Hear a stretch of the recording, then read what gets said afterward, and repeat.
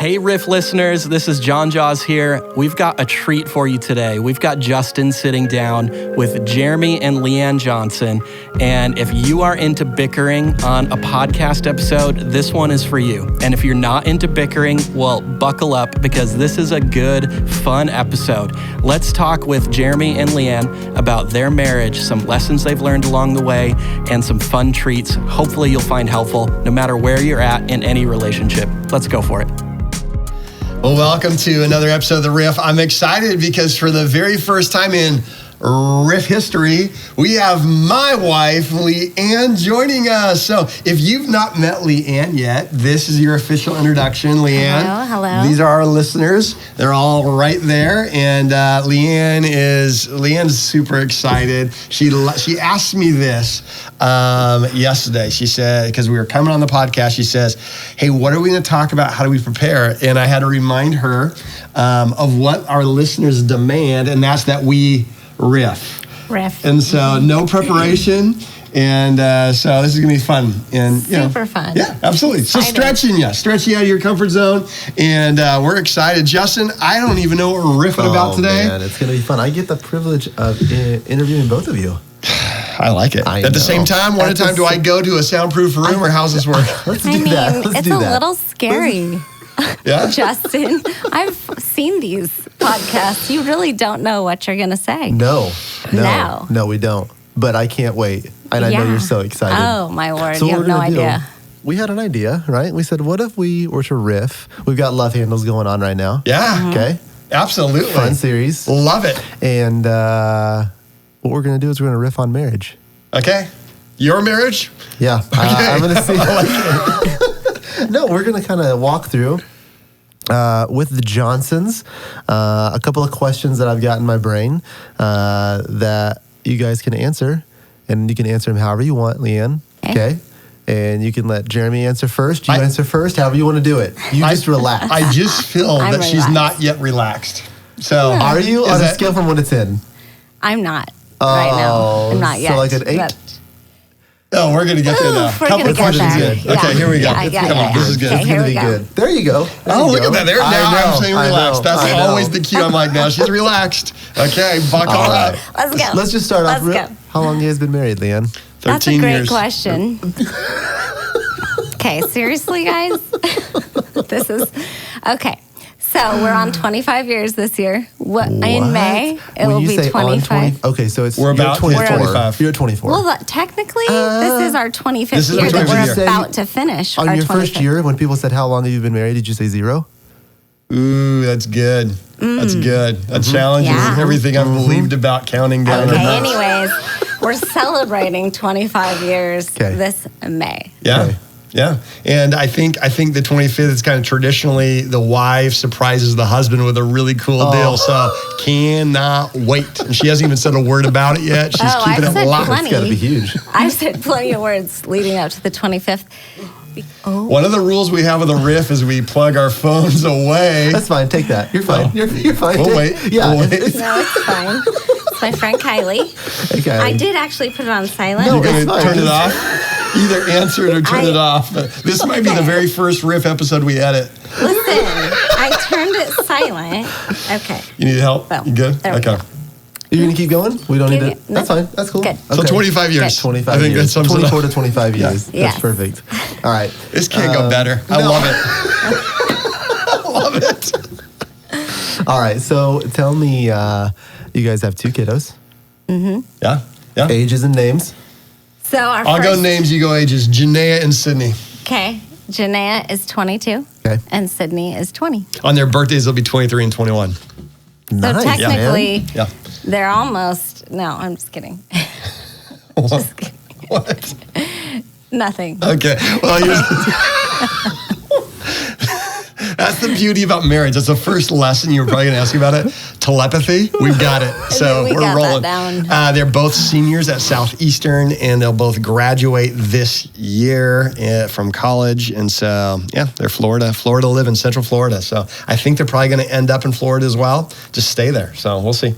We're figuring all that out. So we're just about to be like, I think, official empty nesters. Because when they're in the college years, they are in and out. So you feel empty nester for a couple months at a time, 2 or 3 months. Yeah. And then they come back home. But the other night we were laying in bed talking, and I thought, this is kind of a weird season because I don't think they're coming home. So it's the first time that they get to make their choice if they come home or not. So it's kind of weird. Yeah. So, I mean, we've loved every season of parenting so far. Every season seemed to be our new favorite as we go through the journey.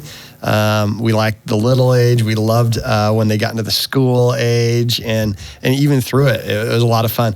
This has been a fun season, but obviously it shifted and into more of a, now they're responsible adults are becoming more responsible and independent adults. It's kind of a fun season to watch that and kind of shift into coach mode as opposed to parent mode. But it's fun. It's great.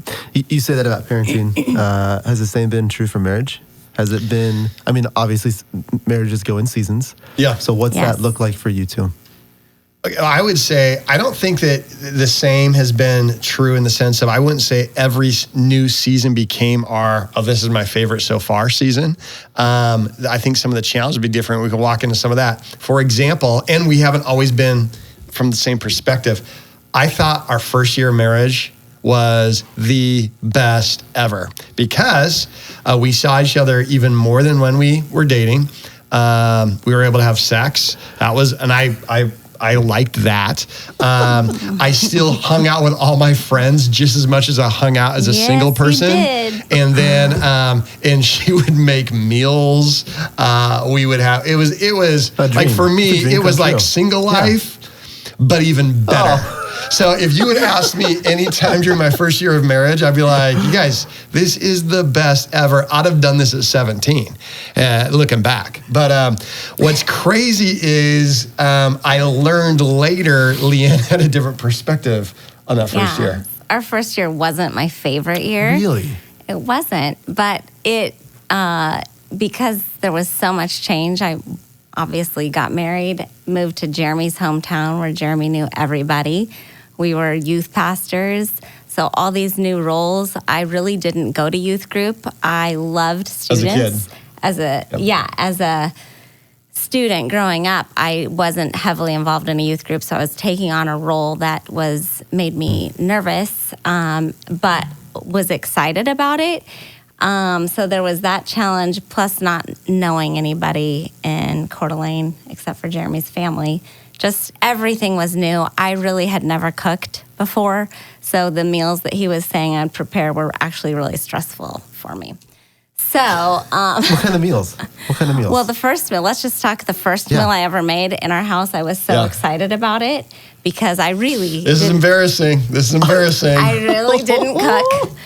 Okay, now I'm relaxed. Come on. So I was like, we were just moving in the church. Boxes getting put away. A church parsonage, if you don't know, that means the kind of place you can't rent out for any money, so you give it to one of your pastors on staff and reduce their salary so everyone feels good about it. Yes. So we were in the church parsonage, so excited. It was our first new home. And then when she says new home, not new at all. No, first home. And I thought, well, I'm going to make some spaghetti. Had I ever made spaghetti? No. So I literally had really made one meal in my life when we were dating. And I didn't cook Which at all. was mac and cheese, and you had forgot to boil the noodles. And so Nobody said that. I broke a few teeth on that one. Detail, though. I just saw cheese layer with noodles, then cheese. Rock hard noodles. Okay, no one told me I had to cook the noodles. Anyways, so we learned that. Going from there. Yeah. Okay. Yeah. So I did boil the spaghetti noodles, and they were soft. heated up the Prego sauce. Yeah. Poured it on top. I probably bought a bag of salad. I'm guessing, maybe. Wouldn't shock me. Super excited. Put it on our brand new wedding plates that we got. Yeah. And Jeremy was like, This is the embarrassing part. Where's the meat? Yeah. After I did that. That's tough. Well, we just moved in that day. So I was like, what? And he goes, yeah, it's not really a meal without the meat. Mm-hmm. Yeah, okay, so I grew up in Idaho. Wow. And turns out when you Wait, come hold on. Yeah. Was there a thank you before that? Oh, I'm sure so. No, she didn't even thank me. She didn't even thank me. Not even one. Nope. I remember specifically she didn't thank me for saying that. Oh, feedback. The challenge is, obviously, if you've been in any type of relationship, you come in with some expectations. And usually you assume your marriage is going to be everything your parents' marriage was, except better, right? So you take all those roles. And in my family house, it was growing up in Idaho in the 80s. In my parents' situation, my mom made everything. I never saw my dad cook ever. He made open-faced peanut butter and jelly sandwiches when mom was out of town one day. But outside of that, mom did all the cooking. The beauty about going into a marriage, you don't even have to communicate. You just expect. And then you can communicate after the fact when somehow you're like, wait a second, this isn't what we expected. What's crazy is I had confidence to communicate that first year every time something didn't happen the way I expected, and I was confident enough to communicate it. It took Leanne a little ways to get the confidence to communicate with me her missed expectations. In the first year, she didn't have that confidence to tell me, so I thought it was perfect. However, she has building up the confidence. You have done a phenomenal job reaching the confidence level. I don't want any missed expectations to go unnoticed. No, but it took a while. And that year of not being able to figure out how do I communicate my missed expectations, me arrogantly communicating mine was crushing. Her not having the confidence to communicate them to me just was probably a very lonely feeling for her. So it was a rough first year. So we laugh about it now, but it was a really hard year. Yeah. So two things on that. I think you said open-faced peanut butter and jelly sandwich. Oh, yeah. Have you never had one? I don't even know what that is. Oh, well, next time my dad's in town, I'll have him make you one. Can't wait. What you do is instead of putting the sandwich together, they're open face. Okay. It saves a step in the process of Wow. making it. Yeah, that was my dad's deal. It sounds delicious. He's the open face man. Right, yeah. You can ask anybody in North Idaho. Connoisseur of PB&Js. Yeah. Second, how did you guys in the past 24 and or 25 years, how have you guys gotten to a spot to where those expectations are more on the same level and line? Are they? How do you form that? I feel like our communication, I feel like we've just learned how to communicate often over any issues. I'm not really one at this point. I haven't been one, I would say, to hold my feelings back. Yeah. Timing is everything, but if there's ever an issue, it's always talked about. It's not buried. So again, timing's super important. How do you get both of you on the same page, not to bury stuff? Because I have a tendency, I'll want to. I'll have a conversation and we'll go through it, and they'll be like, yeah, we're pretty good. We're pretty good. But I know it's not healthy if it's not all the way there. So how do you get on the same page there? I think there's two extremes. There's some who will, they call them the stewers. Or you're just going to stew on something, right? Like, I'm just going to sit on it. And I think we all naturally lean towards either a stewer or a spewer, right? Like I'm just going to expressly chuck this out at you because I'm thinking, and now I don't have to deal with anxiety, or I'm going to sit on it because I don't want to hurt you. And so I came into this thing more of an expressive personality. And Leanne was more of I'm going to sit on it and think about it because she was afraid to rock the boat, or maybe she was wrong. And so what we learned is, as she became more comfortable, one, probably out of necessity, to find her voice in our relationship and the confidence to say, hey, this is what I think and my opinions are valid too. And then me being able to say, okay, how can I with passion express in a way that doesn't try and bury Leanne's hopes, and a way that doesn't complicate the tension, but gives us a chance to deal with the tension. So I had to learn how to dial back my passion in conversation. Leanne had to learn how to dial up her preference in a situation. And then through conversations like, hey, when we're talking about this in our disagreement, typically, like I've never once in 25 years had to say, Leanne, quit yelling at me. She's not a raise her voice, yell at me type of person. But sometimes she'll say, Jeremy, you don't need to be so loud. And I'll be like, I'm not loud. I'm not loud. But the way she says it, she'll get super calm. Hey, you don't need to be so loud, which is very convicting. But I think she's also trying to really position my voice to make it look loud. But I've had to listen to that. We've had to learn, how do we disagree in a way that brings the conversation out? And then counseling was a huge deal that we didn't do till probably 10 years into marriage. But counseling was someone, because here's what's crazy. When we would disagree, I would think the problem was Leanne just doesn't see it right yet. And I would pray about it. Lord, help her to see it better. and then when we got into counseling, someone was able to look at the way we would handle conflict and be able to coach us and say, hey, Jeremy, the way you're saying this isn't helpful. And I'd be like, oh my word, I've never even considered the thought that maybe I'm doing it wrong. And so counseling helped us a lot. So we tried to be respectful of each other. That helped a lot. And I think counseling gave us a lot better tools. Yeah, and I think too, it's not, it's easy to talk about, but I think anyone who's been married knows that it wasn't always pretty in the communication. It's ugly at times because you're learning each other. You're learning how to work through issues. So those aren't always beautiful moments, but so I don't want to talk like we just gradually got really good at it. We still struggle at times with it, but 25 years in, we have probably some helpful handles on how to communicate to each other and our best styles, just because we're super committed to being together forever. So I think when you have that commitment, there's this inner desire and goal to figure out however you need to figure out a healthy marriage. Yeah, we're always going to be growing. And part of that as a follower of Jesus is I have to be aware, Leanne, in the same boat. And I would encourage everybody listening to be aware of, I've got to be more like him. I've got to learn how to love my kids, my spouse, in a way that is more like Jesus. And so if I'm aware of that, we're always going to be changing, circumstances change. So the way we approach things is always going to have realignment. We're always going to have to look at things. So the conflict is not because we see things differently. We just have to be very aware of, we have guardrails, is I'm not going to raise my voice.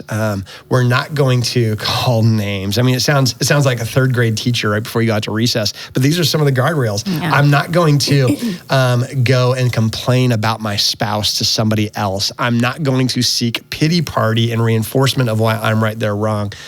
We're not going to have a divided front in front of the kids. We're going to figure out, we're committed to stopping anytime we're in a disagreement that is not honoring each other, and then say, hey, I'm sorry. It's that race to say, I'm sorry. But have the kids seen us not agree on stuff? 100%. 100%, because we don't want them to feel like marriage is perfect, and we want them to know that's real. You don't always get along and you don't always agree on something. That doesn't mean you call it quits. That means, we love each other and we figure it out together. How you disagree, I think, is the best tool. So It's like listening out and to be incredibly curious. We've talked about that as to be curious instead of critical. And we've tried to do that. And, things like even the confidence, we'll say to one another. Leanne could say to me, Jeremy, I think you're dismissing me with that comment. Like, I feel like you're trying to shut the conversation down by saying that. I didn't feel honored there. And then instead of me being like, well, you're being defensive, I'd be like, okay, I'm sorry. I don't want to do that. Okay, so I really do want to know your opinion, and it does matter to me. And sometimes we have to go a couple rounds of, hey, I don't know that you're taking this seriously, or I don't know that you're hearing what I'm trying to say. And we're just committed to doing that. I can't remember a time that we've disagreed and it's gotten ugly. Rarely does it ever get ugly if we play by those rules. I do remember one time. I can't remember. Dude, I love it. Wow. But I've forgiven her. That's why I don't remember. I don't even know what it is. Just to be clear, I have not been always kind to Jeremy either. So, there's been times where he's had to say, hey, I would never say something like that to you. And Drop I'm like, the axe. Please, you're scaring me. I've said that all the time. No, he doesn't. Anyways, I remember one time we were probably 4 years in, 2 little kids. So life is a little bit stressful when you've got 2 kids in diapers. This is the tennis episode, isn't it? Probably. Mm-hmm. Anyways, I was really frustrated, and I remember thinking, I mean, we have some ground rules in our marriage that you just, like, we hit on them just a little bit, but there's some things that we're just never going to do, right? So, like, in our marriage, we've said before we even got married that the word divorce is not a vocabulary word in our home. Especially when you feel it. Yeah. That's the last time you want to say it. I remember one time being so upset with Jeremy. I honestly don't even remember what it's about, but it's probably about the tennis thing. Yeah, But- I was going to, on a day off, go out for a second time to watch another tennis match. And I was probably needing him. I didn't communicate that to you in advance. Just I on don't the way remember out. why that would totally upset me, but it did for some. And part of it may yeah. be because I was gone all week and the two Maybe little kids so. and that That whole was deal. part That of could have it. been part of it. Part of That's it. what I remember hearing, I think. Anyways, I remember going out of the house and getting in my car and sitting there and deciding where was I going to go. Wow. Just Oh, sat yeah. in the car. The car never left the garage. That was but- a rule. we hadn't clarified getting in a car and threatening to leave. Is that a gray area? That's a gray area. Leaving was clear We black. just- That's you don't do that. You don't Can't leave. leave. Threatening to? But you I don't know. feel the power of sitting in your car. For however She made long. me babysit in the house. No, and that's another thing. We don't ever call babysitting. We never call babysitting with your own kids. I'm just stirring the pot. It's a thing. Yeah, it's a I thing. remember the first time Jeremy said, "So I'm going to babysit." I'm like, no, we You're don't gonna dad. babysit our You're own gonna kids. dad You're is what going to you're be the gonna dad. do. Yeah. So I'm going to go to the store, and you're going to be here with Okay, your kids. but I get a play date then if you're going to the store on your own. So Real life talk, people. yeah. But every season's been a challenge, and so in you know we're complete individuals that complement each other as a couple, and so even how we handle, I would say one of the biggest challenges of our marriage was the first year of our girls being in college, because it's such an identity shift of mom and dad. And a lot of people probably are warned of this, that your identity is providing for your kids and taking care of their schedule. And then when they're gone, if you're not careful, you're going to have a stranger at next door. Well, it wasn't like that, but it clearly was, what do we do? What's our purpose? And it was tough for me because my mentality is like, just rally, let's do it. Okay, it's a new season, it's exciting, onward, upward, tally ho, let's do this. Yeah, but And there's some sadness there's a too in grieving. that, like losing your kids, even though you're not losing them. But if you think about it, how many people have kids within the first 3 to 5 years of their marriage, right? So then you've got the next 20 plus years of parenting life. How old were you guys when you had kiddos? Oh, we were 2 years into marriage. Okay. So I was 15, you were. I knew this was going to be rough. No. Okay. We were young, but we were in the 20s. We were in our 20s. I'm actually 3 years older than Jeremy. Oh, so you were 18. And So that 4 was months, great. 3 years, 4 months. Yeah, Yeah, that's great. for sure. I married a woman. Oh, goodness. I knew. Leanne used to babysit me. She was my challenge favorite. I'd with- say, Mom and Dad, get Leanne again. This is the best. Okay, listen.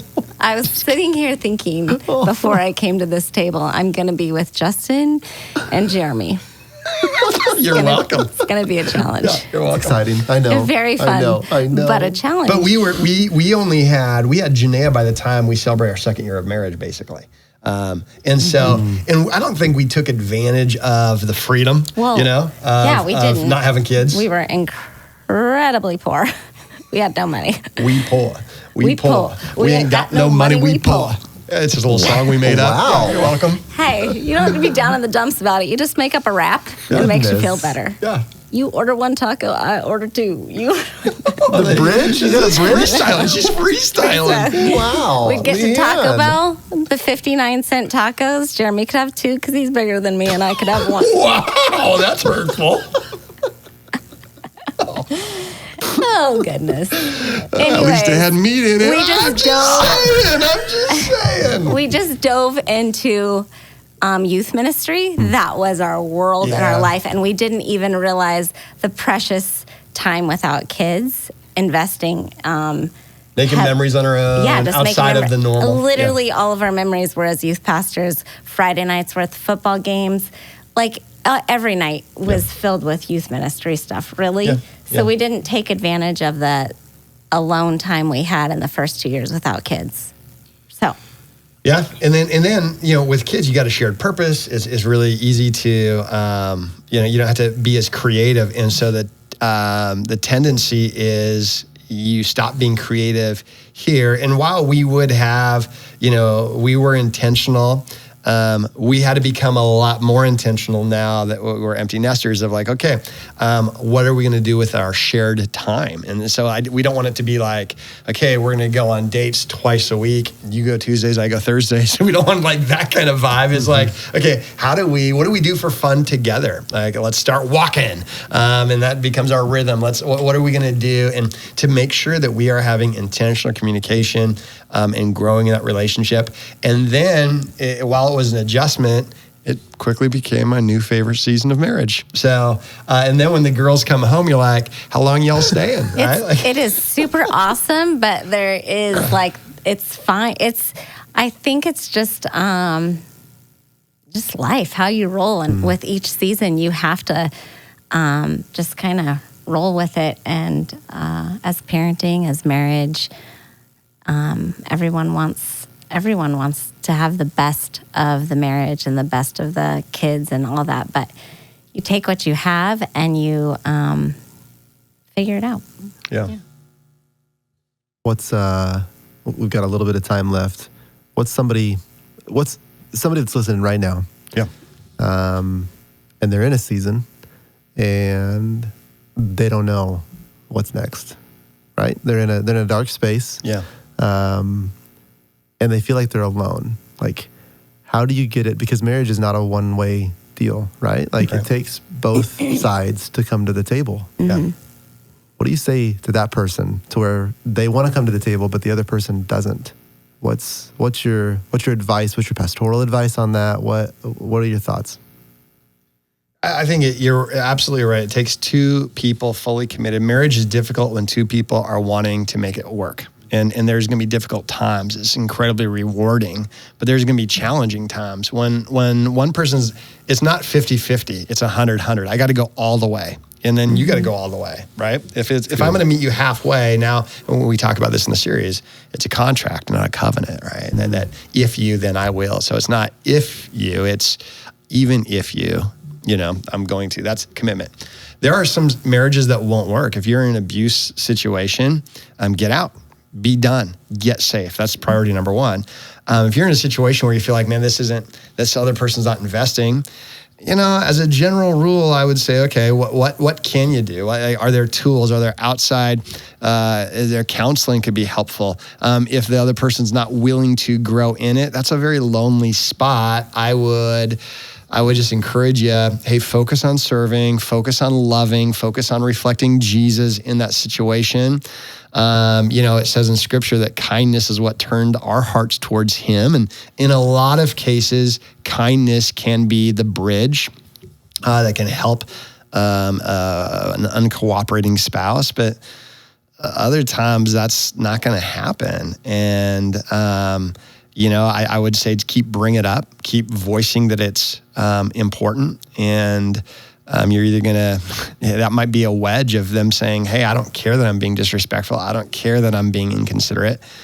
But I would keep bringing it to the table, Yeah, and I think the longer that I've been married, you see marriages come together, you see them fall apart over and over and over.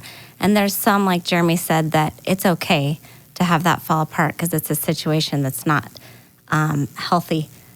Like when you're talking about abuse or other kinds of things. But for the most part, you're dealing with two people that when surrendered to Jesus, and I understand that not everyone is at that place of surrendering to Jesus, but if one of you is, it seems like never underestimate the power of prayer. We have just seen God do so many miracles in so many different kinds of marriages that you never want to, sometimes it's taken years for someone to see that God is doing a miracle, and sometimes it's an overnight thing. You never know on the timing of it, but I would say don't give up, because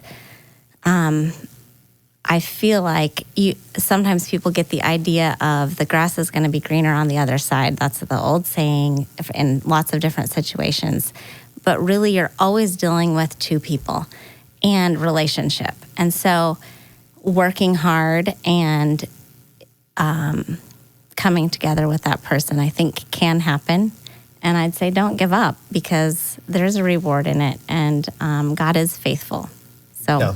I would also encourage the person, if you're listening somehow, and maybe you're on the defense because someone sent you this link, a spouse sent you this link and made you listen, so this is your homework assignment. One, I'm sorry, but I'm glad.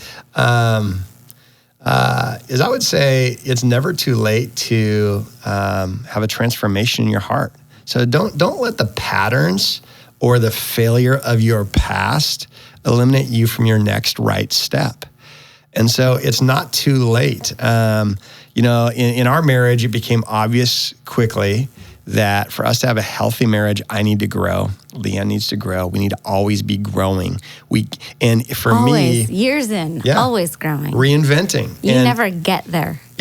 I tell you what, in most situations, especially apart from abuse or unpredictable infidelity and things that you're just in such a lonely spot. In most situations, you're going to have a lot of excuses for an exit ramp that you've got to just ignore. Mm-hmm. And you got to say, okay, how could I invest in? And as hard as it is to invest in the marriage you're currently in most situations, it's going to be easier to invest in your current difficult marriage than to reinvent yourself outside of this marriage. And I would just say, give yourself permission to start over in the relationship you're in with new habits. For me, I can't tell you how many times Leanne has said to me over the years, I would really like it if we would pray together at night.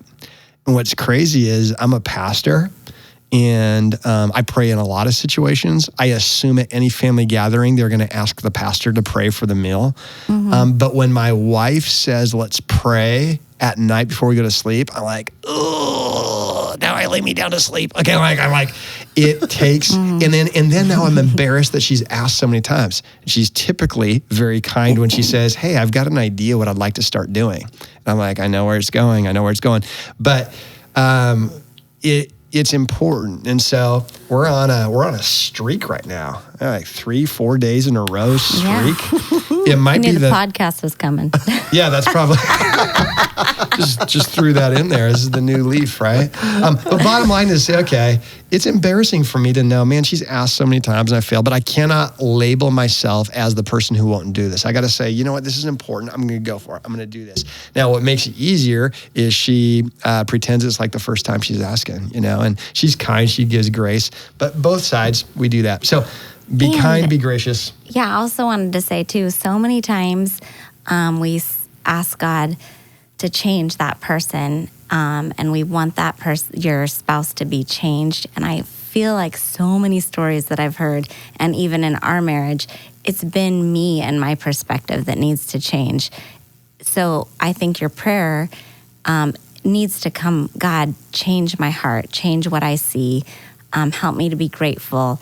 And instead of focusing so much attention and energy on that person needs to change, God, you need to change that person, that a lot of times it is more about what God needs to do in your own heart than to change that person. And when you've changed, then there's something that happens usually in the person you're married to. They see that, and there's something that works itself out. So keep flirting with them, keep fighting for them. And I'm going to start planning our 25th surprise. It's going to be, I don't know what it is. It's going to be great. So it's going to be good. Yeah. Jeremy, Leanne, thank you. Just from the staff point of view, I know that on this podcast, we get a lot of people saying, man, I love hearing Jeremy because it's like he's actually really who he is on stage. I'm like, that's true. It's the same for you too, Leanne. So it's just so much fun to see both of you in a atmosphere like this to where people understand like you're real humans, and you're real humans that are trying real hard, and a lot of people hopefully are listening that'll get something out of this. So thank you both for being here. Leanne, you did the riff. You did it. You think you'd ever come on again? Yeah, probably. Yeah, right? I mean, maybe. We got strict cell phone rules, so We keep do. that in mind. We I do. messed it Hey, up. thanks for listening Yes, to the thank riff. you. We enjoyed riffing with you. Thanks, Justin. Thank you. Thanks for listening to this episode of The Riff. Submit a question for the podcast at northpointchurch.tv/podcast. We'll have a brand new episode every week wherever you find podcasts.